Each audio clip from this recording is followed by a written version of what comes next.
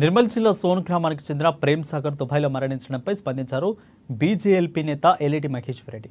Dead body స్వదేశానికి తీసుకువచ్చేందుకు చర్యలు తీసుకోవాలని విదేశంగా ఎన్ఆర్ఐ సెల్ అధికారులను కోరారు. జిల్లావాసి గల్ఫ్లో చనిపోవడం బాధాకరమని అన్నారు. వారి కుటుంబ సభ్యులకు ప్రగాఢ సానుభూతిని తెలిపారు ఎల్ఈడి మహేశ్వర్ రెడ్డి.